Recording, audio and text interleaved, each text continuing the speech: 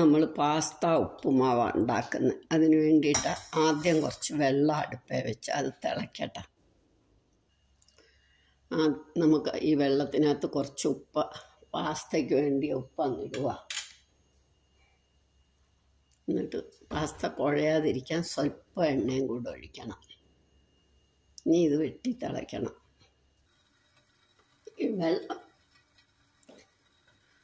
ഈ വെള്ളം തിളയ്ക്കാറായി. തിളയ്ക്കുമ്പോൾ നമുക്കിതങ്ങോട്ട് ഇടാം.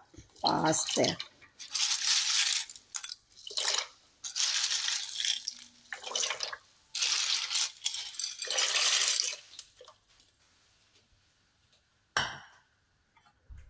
തിളച്ച് നല്ല ഇതാവും. നമ്മളൊന്ന് ഇളക്കണം.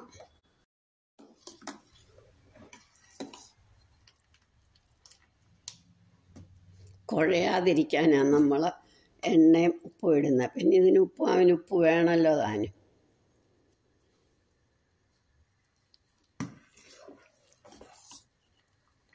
നല്ലോണം കളറ് മാറും. നല്ല നൈലോൺ കളറാവും വേവുമ്പോൾ. ഒന്നും കൂടെ വേവണം. ഇപ്പം അതേ നല്ല നൈലോൺ കളറായി. നന്നായിട്ട് വെന്തു. മുറിഞ്ഞു വരും. അപ്പോൾ നമുക്ക് ഇതെടുക്കാം. ആദ്യം ഇതൊരു വലയിലോട്ട് ഊറ്റണം. ഇപ്പം ഇത് കണ്ടോ, നല്ല ട്രാൻസ്പാരൻറ്റ് കളറായി. അപ്പോൾ നമുക്കിനി ഇത് തണുത്ത വെള്ളത്തിലോട്ട് ഇടണം.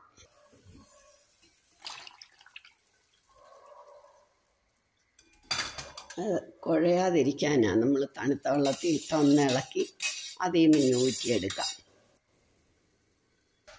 ഇനി ഇതുകൂടെ നമുക്ക് ഊറ്റിയെടുക്കാം. അപ്പോൾ ഇത് കണ്ടോ, നല്ല പാകമായി. ഇങ്ങനെ തൊട്ടാൽ ഉടനെ അങ്ങ് നമുക്ക് മുറിഞ്ഞു വരും. കണ്ടോ, ഇതേപോലെ ആയി കഴിയുമ്പോൾ നമ്മൾ ഊറ്റി തണുത്ത വെള്ളത്തിലൂടെ ഊറ്റി. ഇനി നമുക്ക് ചീനച്ചട്ടി അടുപ്പേ വെക്കാം. എണ്ണ ഒഴിച്ചു. ഇനി ഇഞ്ചിയും പച്ചമുളകും ഇടണം.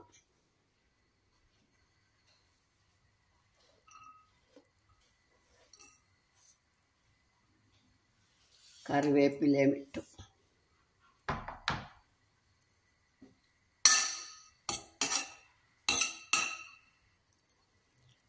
ചുമന്ന മുളക്, കടുക്. ഈ കടുകിൻ്റെ ഒപ്പം തന്നെ അത് ഇടുമ്പോൾ അതും കൂടെ ഒന്ന് മൂക്കും. ഇഞ്ചിയും പച്ചമുളകും. കടുക് പൊട്ടി തുടങ്ങുമ്പോൾ നമുക്ക് ഈ പാസ്തയും കൂടി ഇടാം.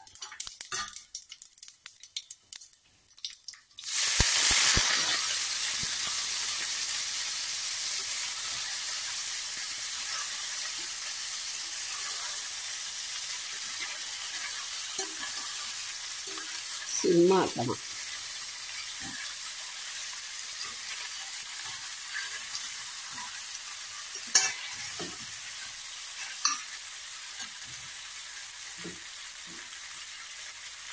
ഇനി നമുക്ക് കുറച്ച് തേങ്ങയും കൂടി ഇടാം. തേങ്ങ ഇടാതെ നല്ലതാണ്.